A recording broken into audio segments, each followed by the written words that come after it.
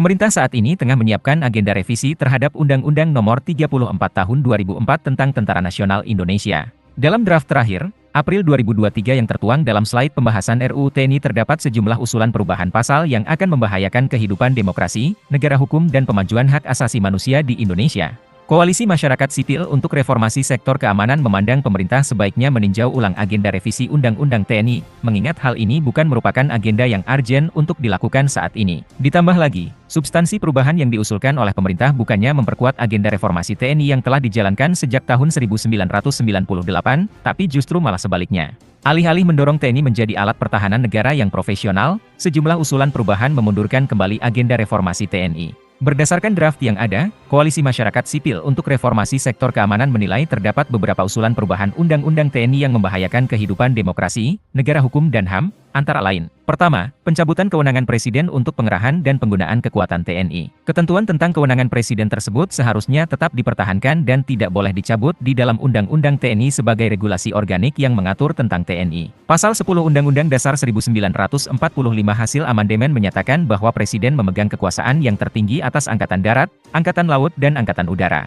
Dalam kedudukannya sebagai pemegang kekuasaan tertinggi Angkatan Bersenjata, Pasal 14 Undang-Undang Nomor 3 Tahun 2022 tentang Pertahanan Negara menegaskan Presiden berwenang dan bertanggung jawab atas pengerahan kekuatan TNI. Dengan dihapusnya kewenangan pengerahan dan penggunaan TNI oleh Presiden di dalam Undang-Undang TNI, hal ini menjadi berbahaya karena akan menempatkan pengerahan dan penggunaan TNI di luar persetujuan dan kontrol Presiden sebagai kepala negara dan kepala pemerintahan. Hal ini tentu akan meletakkan fungsi TNI kembali seperti di masa lalu di mana TNI dapat bergerak dalam menghadapi masalah keamanan dalam negeri dengan dalih operasi militer selain perang tanpa melalui keputusan Presiden.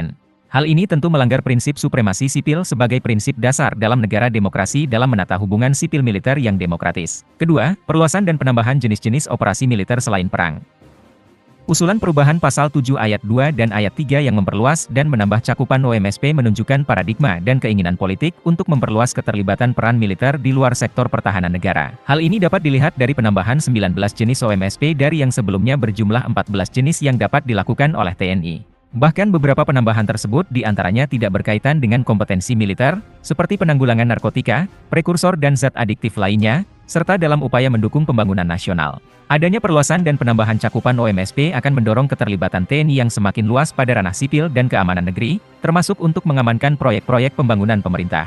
Lebih dari itu, upaya perluasan keterlibatan peran TNI di luar sektor pertahanan negara dengan dalih OMSP juga dipermudah, mengingat adanya usulan perubahan bahwa dalam pelaksanaannya diatur dengan peraturan pemerintah, tidak lagi berdasarkan keputusan politik negara, termasuk dalam hal ini otoritas DPR. Jika usulan perubahan ini diadopsi, hal ini menjadi berbahaya karena menempatkan pengerahan dan penggunaan pasukan TNI dalam konteks OMSP tidak bisa dikontrol dan diawasi oleh DPR. Ketiga, perluasan jabatan-jabatan sipil yang dapat diduduki oleh perwira TNI aktif.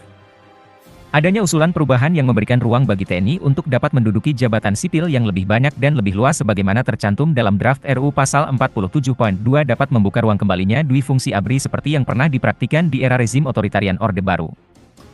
Penting diingat, pada masa Orde Baru, dengan dasar doktrin dui fungsi ABRI, militer terlibat dalam politik praktis di mana salah satunya dengan menduduki jabatan-jabatan sipil di kementerian, lembaga negara, DPR, kepala daerah dan lainnya. Dengan demikian, upaya perluasan jabatan sipil yang dapat diduduki oleh perwira TNI aktif dalam draft revisi Undang-Undang TNI dapat membuka ruang baru bagi TNI untuk berpolitik. Hal ini tentunya menjadi kemunduran jalannya reformasi dan proses demokrasi tahun 1998 di Indonesia yang telah menempatkan militer sebagai alat pertahanan negara.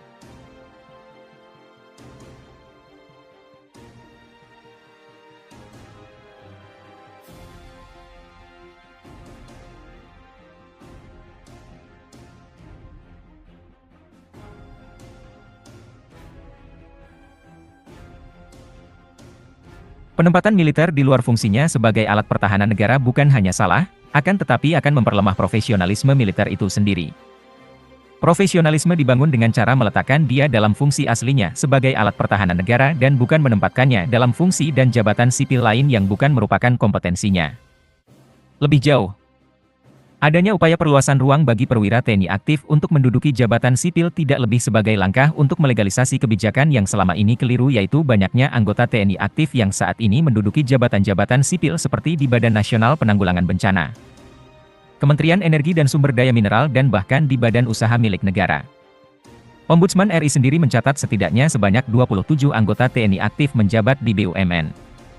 Belakangan ini juga ada perwira TNI aktif yang menduduki jabatan kepala daerah seperti di Kabupaten Seram bagian Barat dan penjabat Gubernur Provinsi Aceh.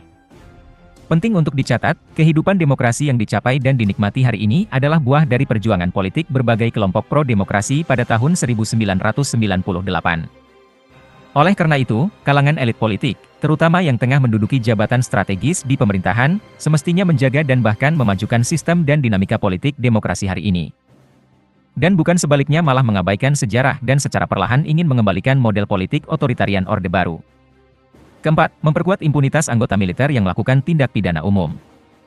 Adanya usulan perubahan pasal 65 ayat 2 Undang-Undang TNI yang menyatakan bahwa prajurit tunduk pada kekuasaan peradilan militer dalam hal pelanggaran hukum pidana militer dan hukum pidana umum, bertentangan dengan semangat dan agenda reformasi TNI tahun 1998.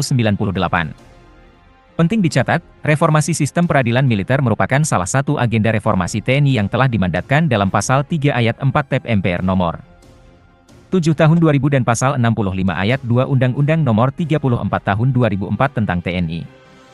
Kedua dasar hukum tersebut mengamanatkan bahwa prajurit TNI tunduk kepada kekuasaan peradilan militer dalam hal pelanggaran hukum pidana militer dan tunduk pada kekuasaan peradilan umum dalam hal pelanggaran hukum pidana umum. Pelaksanaan agenda tersebut menjadi penting, tidak hanya sebagai bentuk implementasi prinsip equality before law sebagai salah satu prinsip penting negara hukum, tapi juga untuk memastikan transparansi dan akuntabilitas. Termasuk mencegah impunitas terhadap anggota militer yang melakukan tindak pidana umum. Kelima, perubahan mekanisme anggaran pertahanan dan dilangkahinya kewenangan Menteri Pertahanan. Rencana revisi Undang-Undang TNI juga meliputi perubahan anggaran TNI berasal dari APBN tidak terbatas anggaran pertahanan. Hal ini dapat dilihat pada usulan perubahan ketentuan pasal 66 ayat 1 Undang-Undang TNI dari yang sebelumnya menyatakan TNI dibiayai dari anggaran pertahanan negara yang berasal dari anggaran pendapatan dan belanja negara menjadi TNI dibiayai dari anggaran pendapatan dan belanja negara. Perubahan ini menunjukkan akan ada pos anggaran baru bagi TNI di luar anggaran pertahanan. Hak ini akan membuka ruang anggaran non-budgeter yang dulu pernah ada dan dihapuskan karena rawan terjadinya penyimpangan. Lebih jauh, perubahan mekanisme juga terlihat dari dilangkahinya kewenangan Menteri Pertahanan dalam penyusunan anggaran. Hal ini terlihat dari perubahan klausul pasal 67 yang sebelumnya menyatakan bahwa dalam hal pemenuhan anggaran TNI, Panglima TNI mengajukan kepada Menteri Pertahanan kemudian diubah menjadi mengajukan kepada Menteri Keuangan untuk dibiayai APBN. Dengan adanya perubahan tersebut, Menhan tidak hanya sekedar dilangkahi kewenangannya, tapi juga menempatkan proses penyusunan anggaran TNI di luar kontrol pemerintah, dalam hal ini Kementerian Pertahanan. Karena TNI dapat mengajukan sendiri dan langsung kepada Menteri Keuangan untuk dibiayai dalam APBN.